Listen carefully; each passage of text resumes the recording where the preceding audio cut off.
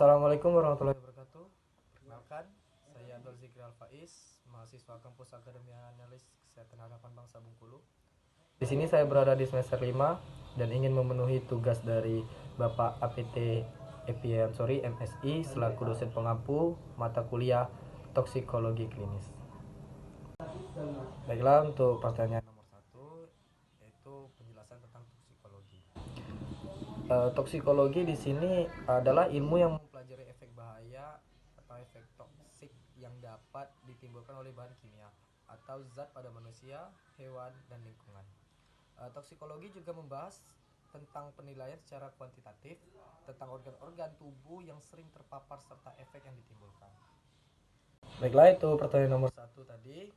Lanjut ke pertanyaan nomor 2, yaitu istilah-istilah di dalam toksikologi.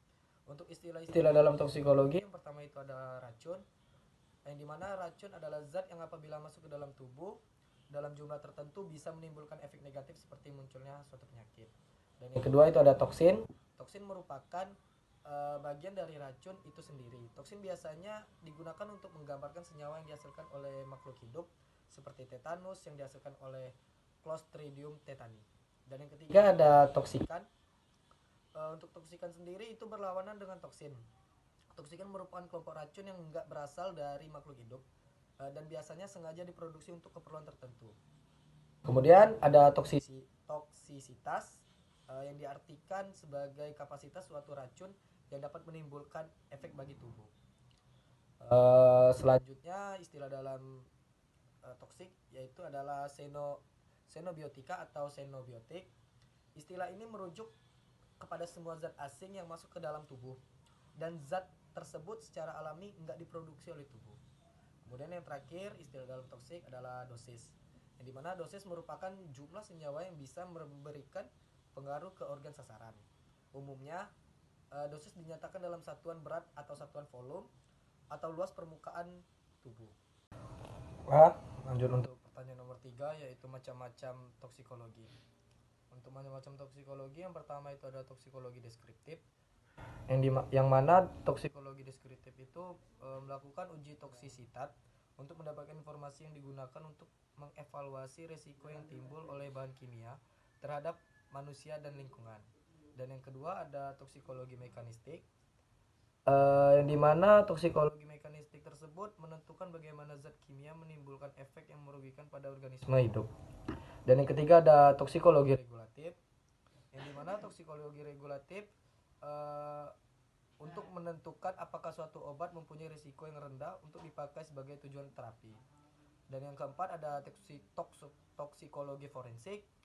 Toksikologi forensik adalah penggunaan toksikologi dan disiplin ilmu lainnya seperti kimia klinis, farmakologi, dan kimia klinik untuk tujuan penyelidikan hukum dan medis kasus kematian keracunan dan penggunaan obat. Dan yang terakhir ada toksikologi klinik. Toksikologi klinik mempelajari keracunan obat, efek samping obat, penyalahgunaan obat, bahan kimia berbahaya, gigitan hewan berbisa, dan yang lain-lainnya. Baik, untuk pertanyaan yang terakhir, yang itu ada penjelasan tentang toksinetika. Toksinetika merupakan subbidang toksikologi yang mempelajari pergerakan toksin dalam tubuh, meliputi absorpsi, distribusi, metabolisme, dan eliminasi. Dan yang kemudian ada toksodinamika, yaitu toksodinamika adalah interaksi antara toksin dengan reseptor, juga proses-proses yang terkait di mana pada akhirnya muncul efek toksik atau farmakologi. Kemudian yang terakhir yaitu penjelasan tentang biotransformasi toksin. Biotransformasi toksin itu didefinisikan sebagai perubahan xenobiotik atau toksin yang dikatalisis oleh suatu enzim tertentu dalam makhluk hidup. Tujuannya yaitu dengan merubah toksin bersifat nonpolar menjadi bersifat polar dan kemudian dirubah menjadi bersifat hidrofil sehingga dapat diekskresikan keluar dari dalam tubuh. Baik, terima kasih. Mungkin itu saja tugas yang bisa saya selesaikan. Sekian dari saya. Wabillahi taufiq wal hidayah. Wassalamualaikum warahmatullahi wabarakatuh.